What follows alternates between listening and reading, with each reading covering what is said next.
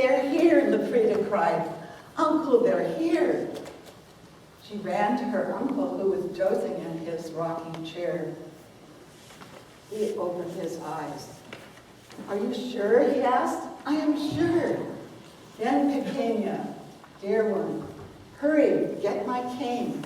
We must be ready to go quickly because it is said to be very good fortune to greet the first butterflies that arrive.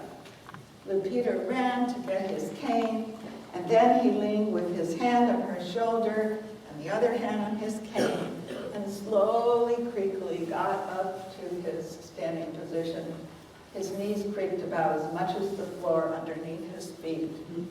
They went out to see the first butterflies returning, flying to the safety of the trees. One weary monarch landed on Lupita's hand and then flew off. Do you remember Pequeña? Said Uncle Urbano. She called him Tio Urbano, Uncle Urbano. Do you remember what I told you since you were a little baby about these butterflies?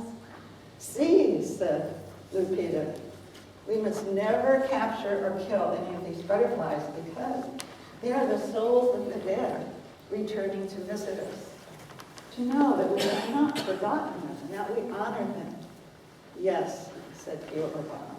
He put his arm around Lupita and said, never fear the dead. Don't be afraid. Those who loved us would never harm us. It's a blessing to have in return. We have missed them so much. And they come back to know that we have not forgotten them, that we honor them with flowers and celebrations, and that they are always remembered. See, said Lupita. Every day after that, she and Tio Urbano watched the butterflies, millions of them, come to the woods near their home. They were tired sometimes, and they would lie against the trees. Most of the time when it was sunny, they flew out, but on cold days, they rested in the trees and on each other, making kind of large butterfly clumps. It was time to get ready for November 1st, the Day of the Dead. Lupita's father collected some beautiful flowers, the presutio flowers, and made a huge archway out of them so the dead could find their way to the altar, where he put the pictures of those who had passed away. And then he cut little strips of colored paper and strung them all across the ceiling. Lupita helped too. She made a big path of cempasúchil flowers, bigger and wider than ever before, so that the dead could find their way to the lovely altars and know that they were remembered. Manuela cooked the foods that the dead had enjoyed in life. Tacos, enchiladas, tamales. Have any of you ever had tacos? Raise your hands. Yeah. Oh yes, you're familiar with those foods. And pan de muerto, which is bread for the dead, that is part of the celebration. Everything just was as it had always been, except for one thing. Tio Urbano did not help. He was in his rocking chair, wrapped up in blankets by the fire. Sometimes he opened his eyes, but mostly he kept them closed and sort of mumbled.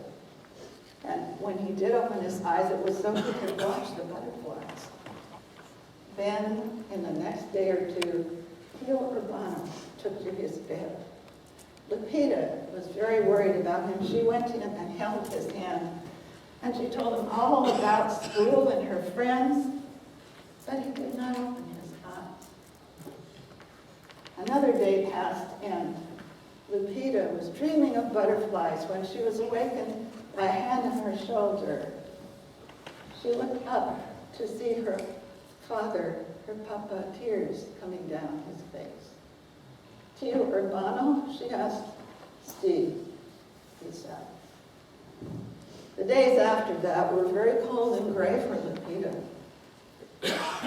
She saw his picture being added to the altar of those who had gone. His favorite food, enchiladas, was being cooked. But the saddest thing for her was seeing his rocking chair with nobody in it. It was time now for the honoring of the dead, and the families and Lupita's family lit torches and candles, and they walked to the graveyard together.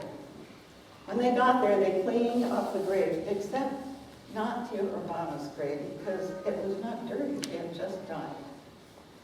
After they cleaned up the graves, they set little flowers and food and pictures of the dead, making altars for them, in honor of them. Then prayers were said, and then somebody picked up a guitar and started to sing. And there was a little more cheerful spirit happening as they sang together. But Lupita, she wrapped up in blankets and stayed next to her mother. The other children played hide and seek among the graves. The grown-ups told stories and sang songs, and they ate their fill. They stayed overnight there, the families did. And in the morning, when Lupita woke up, it was cold and gray. There was not a butterfly anywhere in sight. She still felt pretty sad. She put on her jacket because it was so cold and walked with her family toward the exit of the graveyard. When she turned around to look at her uncle's grave one more time, and on it was a flower. And on the flower was one butterfly, one monarch. It was gently opening and closing its wings. And then it flew up and around her head and away. She waved. Adios, Uncle Monarch, she said. Goodbye. I'll see you next year.